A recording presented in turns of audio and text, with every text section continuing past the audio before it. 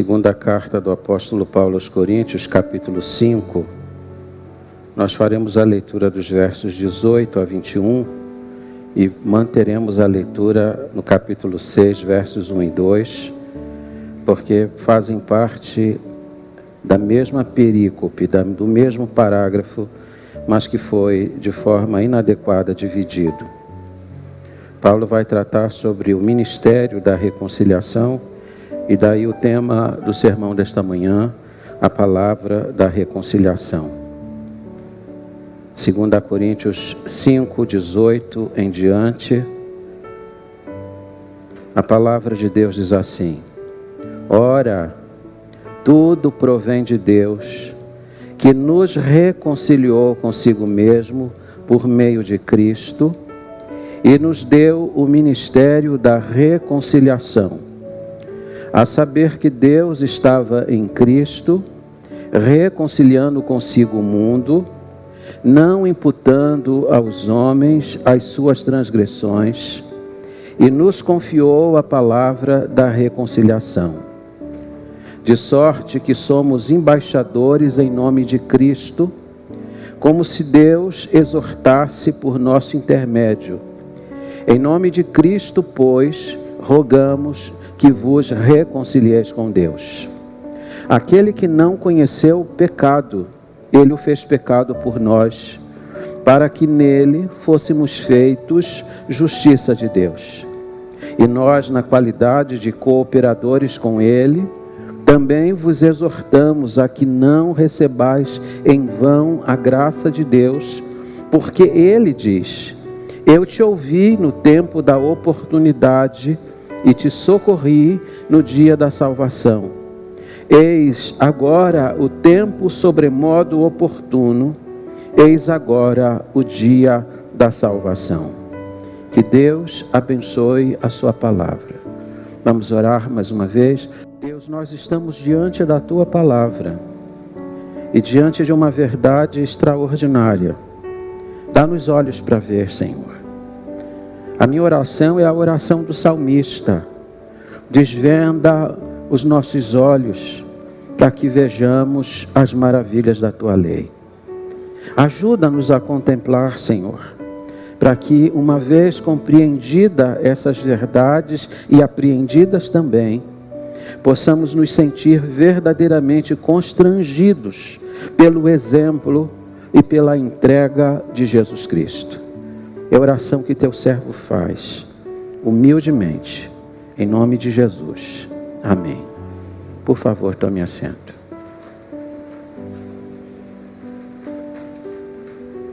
Note que no capítulo 5, na sua íntegra, Paulo está tratando da questão da motivação.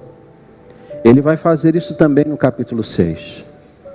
Ele vai demonstrar por vários elementos e ênfases de onde ele retirava a motivação para continuar e fazendo o seu ministério.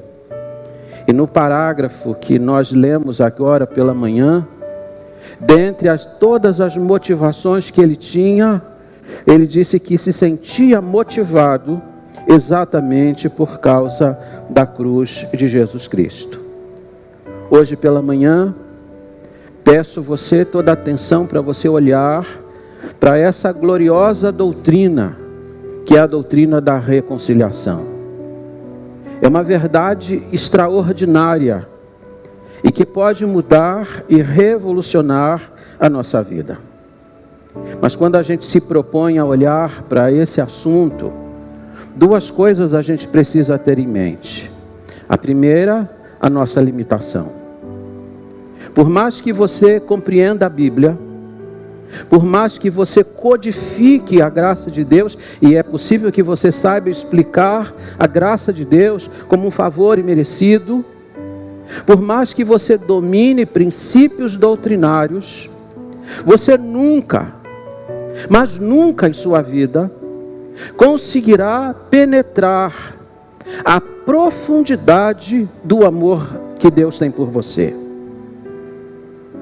Como que é profundo esse amor? Quando Jesus disse que a vida eterna é esta, Conhecer a Deus o Pai e a seu Filho. E Jesus fala sobre este Deus inegável no seu ser. Você terá toda a eternidade para conhecer a Deus e nunca vai se esgotar. E quando você estiver na eternidade, você terá como compreender, ou talvez precise de toda a eternidade mesmo para poder compreender quão grande é o amor de Deus. Por que vocês acham que quando João escreveu João 3,16, ele cunhou uma expressão no grego que até então não existia? Deus amou o quê? De tal maneira. É profundíssimo o amor de Deus. É imensurável o amor de Deus. É tão grande o amor de Deus que o poeta disse que se os céus fossem papel, se os mares fossem tintas, e todas as penas fossem material para você descrever ou escrever, jamais você conseguiria descrever o amor de Deus, porque Ele é imenso. Então, quando eu olho para esta passagem, olho para esse assunto, eu tenho que me aproximar de joelhos, com humildade, colocando de lado toda a minha presunção, tudo aquilo que eu acho que eu conheço, porque esse talvez seja um dos nossos grandes problemas. Depois de um tempo na igreja, depois de um tempo de convivência com o Evangelho, a gente começa a se sentir meio que especialistas, que conhecem, que dominam, mas você nunca vai conseguir compreender com exatidão a profundidade do que Deus fez em seu favor e em meu favor. Então a primeira coisa é a humildade que você precisa ter, porque você e eu somos limitados para compreender este assunto. Segunda coisa que nós precisamos observar é a necessidade que nós temos de poder. E o poder que eu falo aqui é o poder do Espírito Santo. Quando o apóstolo Paulo escreve Efésios, capítulo 3, verso 14 a 20, e ali é dito que é a oração mais ousada da Bíblia. Ele faz uma oração ousadíssima. Ele pede a Deus para encher-nos da sua plenitude. Note que a Bíblia diz que os céus não podem conter esse Deus que é imensurável. Mas Paulo pede a Deus ousadamente: Deus, encha-nos da tua plenitude. E ele pede a Deus poder do Espírito Santo para compreender com todos os santos. E observe, se você não tiver comunhão com a igreja, se você for uma pessoa isolada, se você for uma pessoa desigrejada, se você for um crente virtual, um crente online, você vai compreender alguma coisa do amor de Deus, mas você não vai compreender tudo. E o que Paulo pede a Deus, ele pede: Deus, eu quero sabedoria para mim e para os meus irmãos. Eu peço poder para compreender qual seja a largura, o comprimento, a altura e também a profundidade do teu amor. Paulo fala de 4 dimensões do amor de Deus que só podem ser alcançadas se Deus nos encher do poder do Espírito Santo. Veja a dimensão desse amor e veja quão nós estamos limitados diante deste amor. Às vezes na igreja a gente tenta motivar as pessoas para cantarem com mais entusiasmo, para servirem com mais dedicação. Mas você sabe que essa é uma tarefa hercúlea, é uma tarefa difícil, quando você lida com pessoas que ainda não compreenderam a dimensão desse amor. Quando as pessoas compreendem aquilo que Cristo fez, vai se cumprir aquilo que Paulo diz aqui no versículo 14: pois o amor de Cristo nos constrange. Paulo está mostrando para nós qual era a sua motivação. Quantas lutas, quantos inimigos, perigos de dentro, perigos de fora, perigos de irmãos, perigos de falsos irmãos, perigos à noite, perigos de dia. Ele fala de tantos perigos que ele enfrentou na sua vida, mas ele nunca perdeu a motivação E a motivação dele vinha desse fato, dessa compreensão gloriosa, daquilo que Deus fez por nós, não daquilo que nós fazemos para Ele, mas daquilo que Ele fez por nós, através de Jesus Cristo na cruz. Então, a menos que você tenha uma compreensão clara da obra que foi feita em seu favor, jamais, por mais que venha um dirigente aqui, que venha um pregador aqui, que venha um bom grupo de louvor aqui, você nunca se sentirá motivado em toda a sua intensidade para adorar a Deus, a menos que Ele abra seus olhos para contemplar esta verdade gloriosa. Pessoas estão chegando, nós temos ainda alguns lugares aqui, temos lugares lá na galeria, são bem-vindos. Vou pedir para alguém da recepção manter-se lá, tem chegado mais pessoas durante o sermão. Nós temos lugares aqui à frente também, temos ainda lugares no mezanino. Sejam bem-vindos à igreja. Para facilitar o nosso entendimento da matéria de hoje, desse parágrafo em que Paulo trata dessa gloriosa doutrina, que é a doutrina da reconciliação, eu dividi o assunto em 3 pontos. 3 pontos apenas. O significado da reconciliação, o autor da reconciliação e o preço da reconciliação. Paulo trata desses 3 aspectos nesta passagem. Primeiro, o significado da reconciliação. Reconciliar é juntar aquilo que estava separado. Reconciliar é trazer para perto aquilo que foi um dia separado. A palavra, o termo grego kapalage, significa que há uma transformação, uma mudança de essência e de condição. É exatamente isso que a palavra significa. Nós estávamos separados e, por bondade do nosso Deus, Ele nos trouxe para perto. E é preciso lembrar que não foi Deus que rompeu a relação conosco, fomos nós que rompemos a relação com Ele. Nós nos tornamos inimigos dEle. Deus fez o homem, Deus o colocou no melhor lugar, Deus lhe deu as condições mais perfeitas. Que Deus extraordinário. Mas diz a Bíblia que o homem se rebelou contra Deus. O homem deu ouvidos à voz do tentador. Em vez de sujeitar-se àquele que amorosamente o colocou no jardim, que o cercou com todos os seus cuidados, que deu a ele voto de confiança, a Bíblia diz que o homem transgrediu a lei de Deus. E diz a Bíblia que a consequência foi esta: foi rompido um elo de comunhão, foi rompida uma amizade, foi estabelecida uma inimizade. E pense você, fazemos parte de uma raça que até então era essa nossa condição, inimigos de Deus, separados dele. E essa é a profundidade daquilo que Paulo escreve em Romanos 3, 23, que é a maior tragédia que poderia ter acontecido, porque todos pecaram e destituídos estão da glória de Deus, separados dele, inimizados com ele. Mas sabe que fato extraordinário? É que fomos nós que rompemos a relação, nós ofendemos a Deus. Mas não é o ofensor que vai atrás do ofendido, é o ofendido que vem ao encontro daqueles que o ofenderam. É Deus que toma a iniciativa da reconciliação, é Deus que procura o homem. E essa é a grande mensagem que o apóstolo Paulo disse que Deus nos confiou. Ele nos deu a palavra da reconciliação. Deus quer que a sua igreja se levante para dizer aos inimigos dele, aqueles que estão inimizados com ele, aqueles que romperam a relação com ele, dizer assim: Deus quer reconciliação com vocês, Deus quer que vocês sejam amigos dele.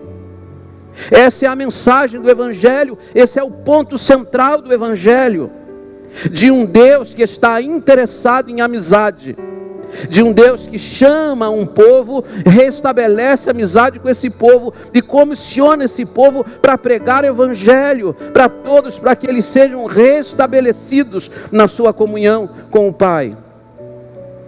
Paulo disse que esse era seu ministério, que ele se sentia motivado a cumprir esse ministério, de dizer aos inimigos de Deus que Deus estava interessado na amizade. Deus é um Deus de reconciliação. Então esse é o primeiro ponto que a gente precisa observar. O que significa? Significa que você e eu estávamos separados. Significa que havia uma parede de separação, não apenas entre você e eu, mas entre nós e Deus. E importante que você lembre que o pecado cometido por Adão e Eva, os nossos primeiros pais, eles afetaram todas as relações. Afetou a relação do homem com Deus, porque diz a Bíblia que ele foi expulso da presença de Deus. Ele foi retirado da presença de Deus. Você tenta imaginar como era a vida no paraíso, quando diz a Bíblia que todos os dias na viração Deus aparecia para conversar com o homem, para perguntar sobre seu dia, como foi o dia de hoje, que novidades você tem para contar. E de repente essa relação foi quebrada. Pecado afetou a nossa relação com Deus, afetou a relação do homem com o seu próximo. Ali mesmo no jardim, aquela relação harmônica que havia entre os dois seres criados, o homem e a mulher, já sofreu o primeiro colapso. Quando Deus pergunta a Adão o que ele fez, ele disse: a mulher que me deste. Ele culpa a mulher que Deus havia colocado ao seu lado para ser a sua auxiliadora. Afeta a relação do homem com o seu próximo, afeta a relação do homem consigo mesmo. Porque o homem que desfrutava de uma amizade com Deus, agora quando ouve a voz de Deus, disse: eu tive medo. Quando foi que Deus se apresentou a ele de uma forma que ele precisasse ter medo? Ele ouviu a voz de Deus e se escondeu porque verificou que estava nu. Agora havia culpa no seu coração. Afetou sua relação consigo mesmo, afetou sua relação com o habitat, com o cosmos. Porque Deus disse: agora vai nascer espinhos e abrolhos, a natureza te será contrária. Agora do suor do teu rosto você vai comer o seu pão. O pecado afeta todas essas relações.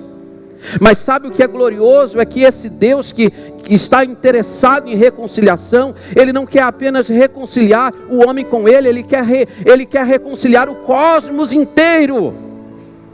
E esse é um fenômeno que eu e você ainda não temos compreender, senão quando chegarmos o dia da redenção, que é o dia da vinda de Cristo, quando diz a Bíblia que todo o cosmos vai ser redimido.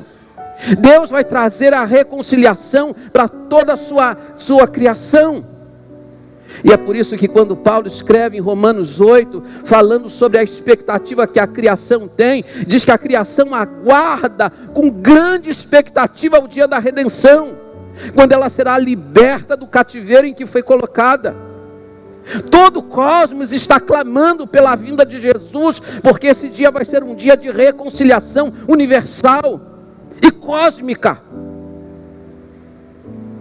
Mas Deus está interessado nisso. E é esse o significado do que Paulo está dizendo aqui. Segunda coisa que nós precisamos olhar no texto de hoje é o autor da reconciliação. Bíblia aberta, verso 18. Ora, vocês podem ler comigo? Ora, tudo provém de Deus, que nos reconciliou consigo mesmo por meio de Cristo, e nos deu o ministério da reconciliação. Tudo provém de quem? De Deus. Foi Ele quem nos reconciliou. Foi Ele quem nos deu a palavra, que nos confiou a palavra da reconciliação. Foi Ele quem nos deu o ministério da reconciliação. Tudo provém dEle. A palavra de Jesus em João 3,16, porque Deus amou o mundo de tal maneira que deu. Ele amou tanto, Ele amou você de uma forma tão profunda, que Ele fez tudo para que você fosse reconciliado com Ele. E aqui está um ponto importante para a gente pensar, que não há conflito entre as pessoas da Trindade. Não existe luta de disputa entre os membros da Trindade. Porque Paulo vai dizer para nós aqui que Deus estava em Cristo reconciliando consigo o mundo, numa cooperação entre as pessoas da Trindade para promover reconciliação sua e minha com Ele. Deus é o autor da reconciliação. E se você observar nessa passagem, todos os verbos estão na voz passiva. Nos reconciliou, nos confiou a palavra, nos deu o ministério, tudo na voz passiva. Você não fez nada, Deus fez tudo. Porque às vezes a gente diz assim: eu senti necessidade e então eu me reconciliei com Deus, eu busquei a Deus. Não, você não fez nada, Deus fez tudo. Como dizia Lutero, a glória é somente dele, eu não fiz nada, ele fez tudo por mim. Ele é que nos deu, Ele que nos confiou, Ele que nos amou. Não foi a minha mão que se estendeu para Deus, foi a mão de Deus que se estendeu para mim. Porque se Ele não tivesse estendido a mão dele para mim, eu jamais teria sido reconciliado com Ele. Deus faz tudo. Deus está interessado em amizade, Deus está interessado em reconciliação. Deus está chamando você, e Deus promoveu uma obra profundíssima, uma obra inigualável através de Cristo na cruz do Calvário. Mas em terceiro lugar, primeiro significado: juntar o que está separado, trazer de volta aqueles que se perderam, restabelecer amizade com aqueles que a romperam. Segundo o autor, Deus fez tudo, e Deus fez tudo por intermédio de Jesus Cristo. E aqui me permita abrir parênteses: Deus fez tudo, obviamente, Cristo que se entregou. Quem lê Hebreus capítulo 10, versículos 7 e 8, ali em Hebreus capítulo 10, versos 7 e 8, é Jesus que está falando. Ele disse: eis-me aqui, no teu livro está escrito a meu respeito, ó Deus, foi da tua vontade, e eis-me aqui para fazer a tua vontade. Foi da vontade do Pai. O Filho se entregou voluntariamente, mas a iniciativa inteira foi de Deus. Foi Deus que nos amou, tudo provém dele. Mas em terceiro lugar, o preço. Qual foi o preço da nossa reconciliação? Fomos reconciliados com Deus, mas que preço foi pago? Às vezes a gente canta aqui na igreja: eu sei que foi pago um alto preço, mas foi um altíssimo preço. Foi um preço de sangue, foi um preço de morte, foi um preço de sacrifício. Cristo fez por nós. E aqui nesta passagem, Paulo vai apresentar para nós duas verdades gloriosas. A primeira no verso 19, a saber, que Deus estava em Cristo, reconciliando consigo o mundo, não imputando aos homens as suas transgressões, e nos confiou a palavra da reconciliação. Se você tiver caneta nas mãos, ou na mão, grife a palavra imputando, porque aqui está uma verdade extraordinária: a imputação. Imputar é um verbo jurídico. Imputar significa colocar na conta de. E agora veja que Deus extraordinário. Nós, você e eu, tínhamos uma dívida impagável. Você está lembrado da parábola do credor incompassivo? Jesus fala de um homem que devia 10.000 talentos de ouro, e não tendo com que pagar, ele pediu ao rei que tivesse clemência dele. Você sabe o que significa 10.000 talentos? 350 mil quilos de ouro, ou seja, 350 toneladas de ouro. Que pessoa neste mundo contrairia uma dívida como esta? E quem, tendo uma dívida como esta, poderia pagá-la? Dizem os estudiosos que todos os impostos da Palestina durante 10 anos não chegavam a somar 350 toneladas de ouro. Mas Jesus exagera. Jesus lança luz sobre este fato.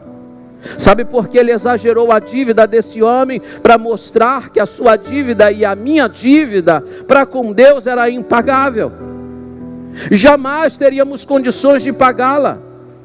Dizem que se um trabalhador em Israel fosse pagar 350 mil quilos de ouro, ele precisaria viver 150 mil anos recebendo o seu salário sem gastar um centavo. Você conhece alguém que já viveu 150 mil anos? Jesus está falando, a sua dívida com Deus era impagável. A sua conta não tinha como ser saldada. O que Deus fez? Não imputou a você. A sua dívida Ele transferiu para a conta de outro, não imputando aos homens as suas transgressões. Imputar é lançar na conta de. Ele pegou sua dívida, a minha dívida, e colocou na conta de Jesus. E sabe o que acontece agora? É que no Supremo Tribunal Divino, no Supremo Pretório Divino, agora diante de Deus é como se você não devesse a Deus um centavo. É como se você nunca tivesse cometido um só pecado, porque alguém assumiu sua dívida. Você foi justificado. Aconteceu a imputação na cruz do Calvário. Deus transferiu sua dívida.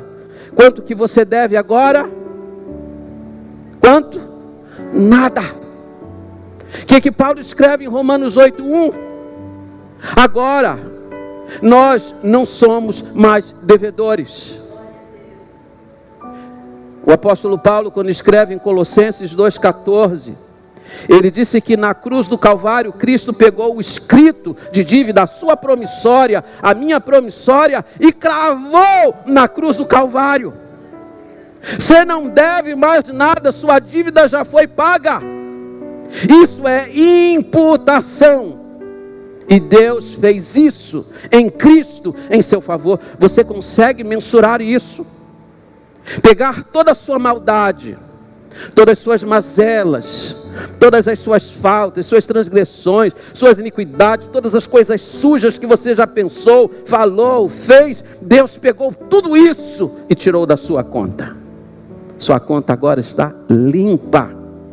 Você está justificado. E essa é a razão, porque de repente tem alguém aqui neste auditório que de repente é atormentado por Satanás, porque você sabe que uma das especialidades do diabo é acusar. Talvez você tenha entrado aqui hoje pela manhã, viu a mesa da ceia e falou: meu Deus, eu não posso participar, porque o diabo já acusou você, disse: você não pode, você não deve, você é um pecador, e de fato você é. Lutero disse que quando ele se converteu, o diabo visitou seus sonhos todas as noites na sua cela. E Lutero disse que o diabo, todas as vezes que entrava no seu sonho, abria um rolo com todos os pecados e ainda dizia a hora e o dia e o lugar onde ele havia cometido. E o diabo dizia assim para ele: você está vendo esse dia, está vendo esse pecado, está vendo o que você fez aqui, tá isso, e isso, e isso. E ele disse que foi atormentado dia após dia, até o dia em que ele leu a palavra.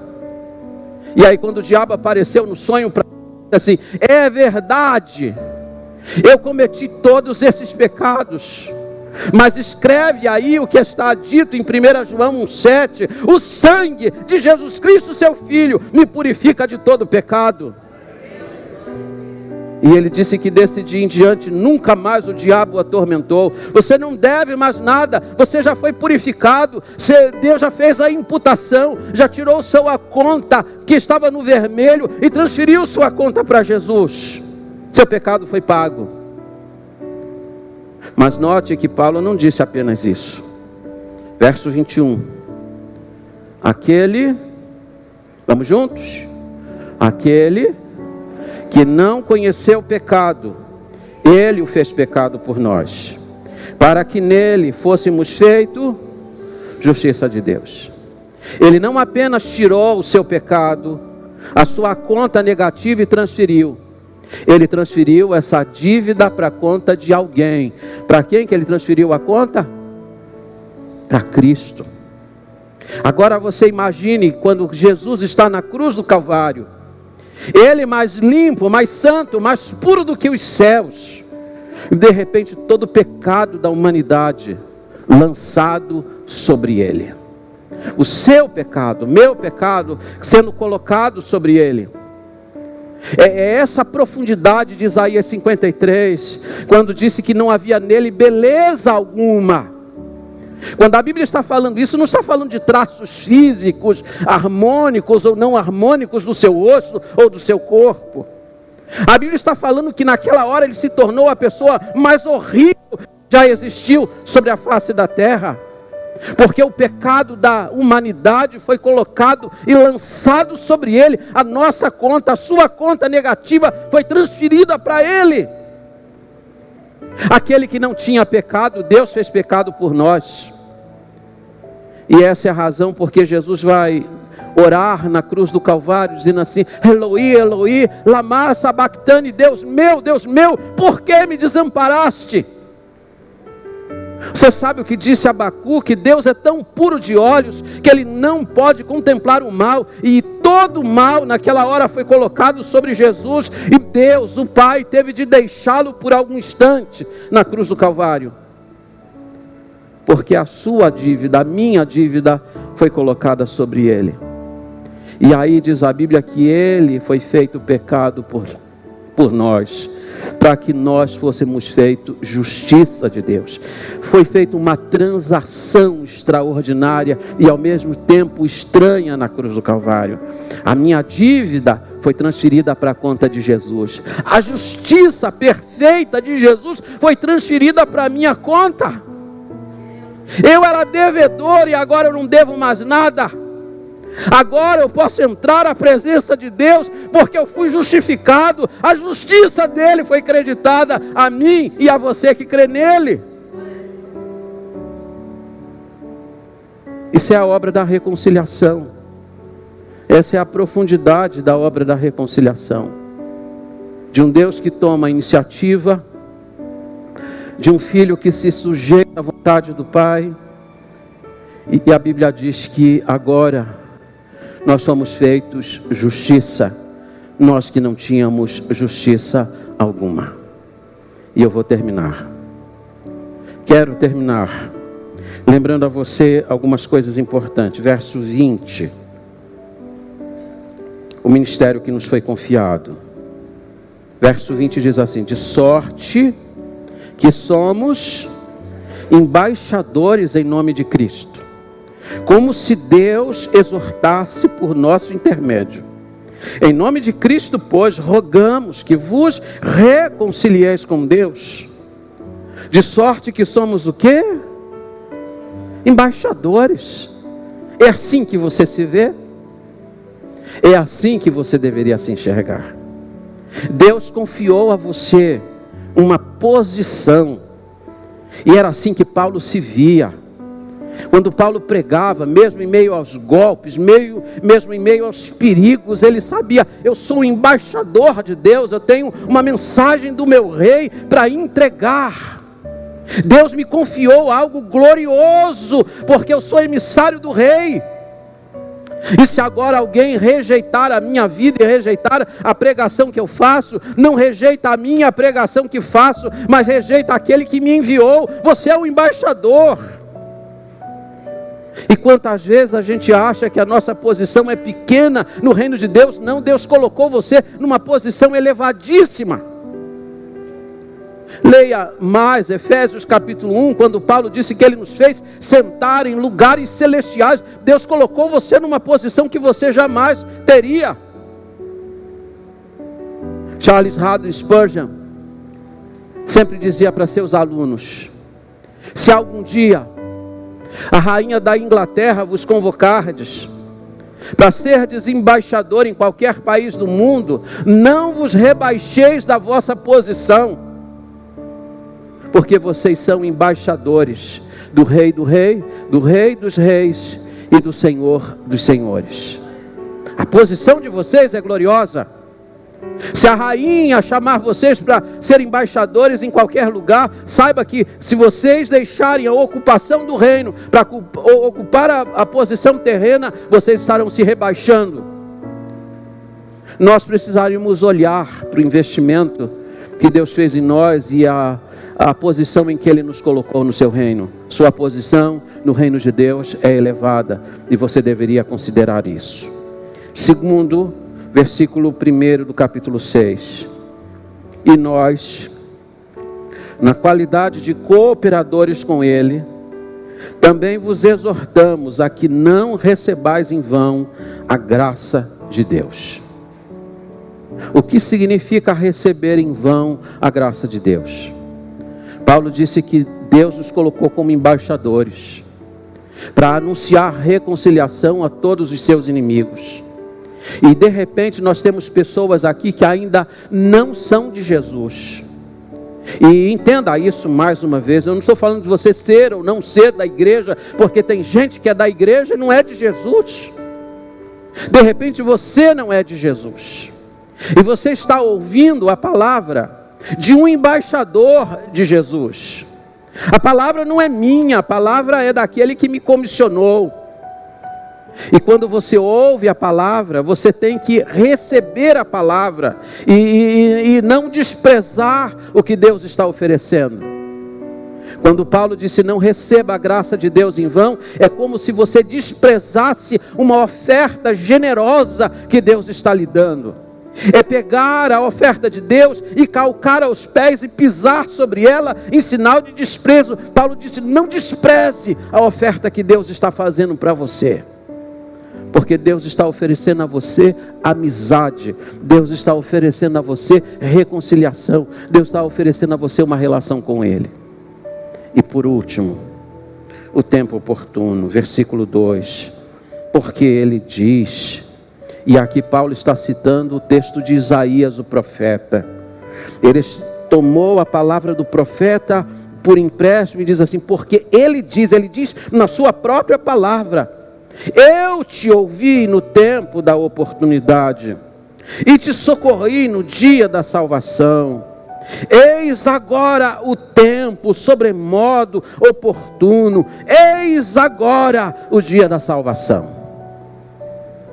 Paulo aponta para o dia da oportunidade, e oportunidade é algo que passa.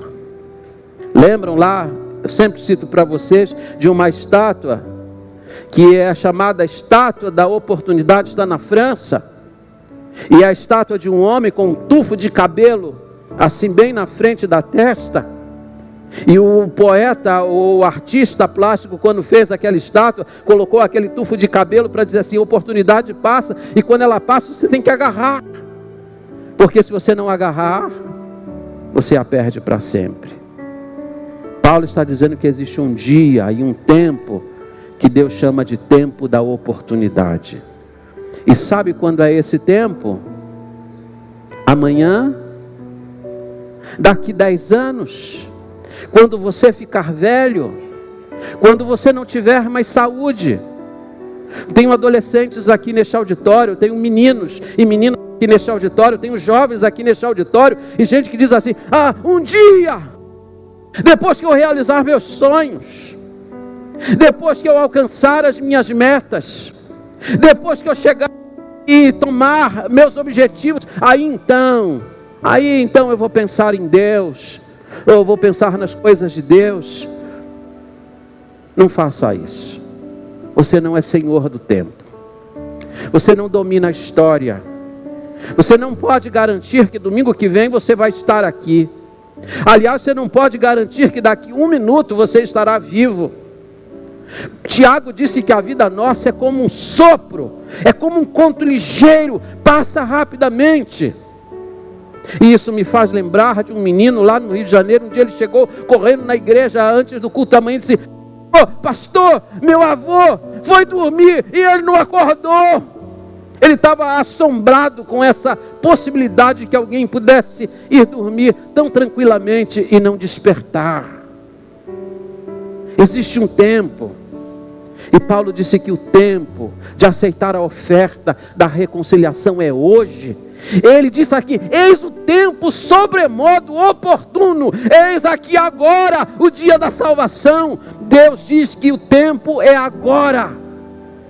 Você jamais deveria adiar a sua decisão ao lado de Jesus Cristo, porque se você desprezar, pode acontecer aquilo que está dito lá no hino 259.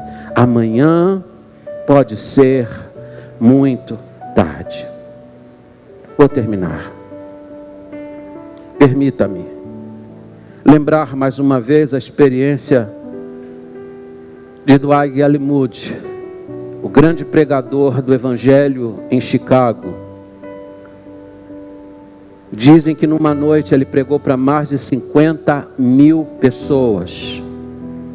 E quando ele terminou de pregar, e ele pregou sobre Pilatos, quando Pilatos lavou as suas mãos e se eximiu de tomar uma decisão ao lado de Cristo, quando Dwight L. Moody pregou o seu sermão e o terminou, disse assim para a multidão: vão para casa, pensem em tudo que eu falei e voltem amanhã. E se vocês decidirem fazer de Jesus o Senhor e Salvador, amanhã tomem essa decisão. Acontece que naquela noite a cidade de Chicago foi incendiada, e milhares dos ouvintes de Dwight L. Moody não tiveram um amanhã. E ele disse num dos seus escritos que jamais ele diria para a multidão: voltem amanhã e amanhã tomem a decisão. Amanhã é um engodo, amanhã é uma mentira do diabo, porque a Bíblia diz que o tempo da oportunidade, o dia que Deus marcou para a salvação é hoje, que o momento é agora. Não brinque com a eternidade. Por favor, curvem as vossas frontes agora. Eu não posso terminar esse sermão sem antes fazer esta pergunta e esse apelo ao seu coração, porque Paulo disse: Deus nos confiou a palavra da reconciliação, e agora Deus quer que nós exortemos as pessoas dizendo: vos reconcilieis com Deus.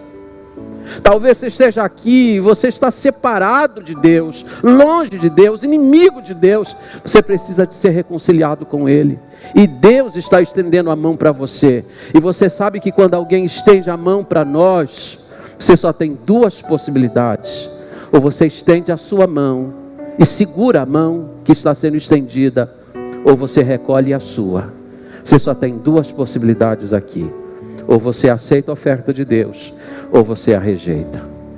Há alguém aqui neste auditório diz: pastor, eu preciso aceitar a oferta que Deus está fazendo. Eu sei que é Deus que está estendendo a mão para mim, e eu quero segurar a mão de Deus. Pastor, eu estou afastado, estou excluído da igreja, eu quero voltar para a comunhão. Pastor, eu ainda não sou crente em Jesus Cristo, mas eu sei que Deus me trouxe aqui para ouvir que Ele quer amizade comigo, e eu quero aceitar a oferta dEle. Há alguém aqui neste auditório, numa dessas duas condições?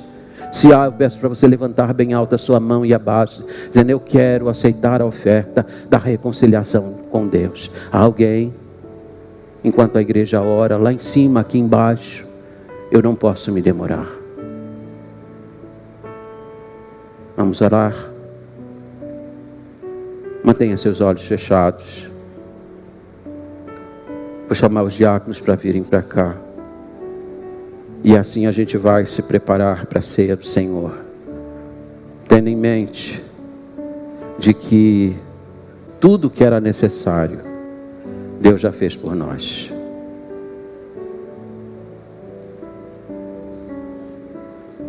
Fale com Deus agora. Deus, obrigado, porque eu sei que não havia nada em mim que justificasse uma oferta tão grande. A mão de Deus se estendeu para você não porque você é bom, nem se estendeu porque Deus sabia que um dia você ia ser crente. Deus estendeu a sua mão para você para que um dia você pudesse ser crente. Não é o que você faz que justifica a oferta de Deus, é o que Deus fez que justifica aquilo que está acontecendo na sua vida agora. Vamos orar. Obrigado, Senhor, pela tua palavra. Obrigado por essas verdades benditas. Obrigado por essa gloriosa doutrina que é a doutrina da reconciliação. Obrigado porque de inimigos fomos feitos amigos, e ajuda-nos a fazermos jus a essa amizade, na dedicação completa, total da nossa vida. Que a nossa vida seja limpa, que a nossa vida seja santa, que a nossa vida seja comprometida com a cruz de Jesus Cristo. Ajuda-nos a andar por caminhos retos, para que, ó Deus, o teu nome seja glorificado em nós, e para que esta oferta não seja calcada debaixo dos nossos pés. Nós não queremos receber a graça do Senhor em vão. Obrigado por tantos que vieram aqui, e abençoe para que seus olhos se abram de tal forma, que o coração se dilate de tal forma, que se sintam como Paulo se sentia, constrangido pela cruz de Jesus Cristo. A despeito de qualquer coisa, ele nunca perdeu a motivação de servir o Senhor. Ajuda-nos a não perdermos a nossa. Que a despeito de lutas que possamos estar enfrentando, que mantenhamos os nossos olhos fitos na cruz do Calvário, naquele ato de imputação, que cancelou nossa dívida, que pagou a nossa dívida, e agora nos trata como pessoas justas, como se nunca tivessem cometido um só pecado. Nós louvamos o teu nome, Senhor. Nós te louvamos pela oferta que o Senhor nos fez, e te louvamos porque um dia o teu Espírito Santo nos convenceu da necessidade de tomarmos esta preciosa decisão. Permita, se há alguém entre nós que ainda não a tomou, que não despreze a oferta, que não receba a graça do Senhor em vão. Abençoa-nos nesta hora e habilita-nos para tomar lugar a esta mesa. Que, ó Deus, nós façamos isso com o coração tranquilo. E se Satanás tem acusado alguém aqui neste lugar, nós o repreendemos no nome de Jesus e testificamos a tua palavra, porque a tua palavra é a verdade, e a tua palavra diz que nós já fomos purificados de toda e qualquer iniquidade. Dá-nos a tua bênção agora e exalta teu santo nome em nossa vida. É a oração que eu faço em nome de Jesus. Amém.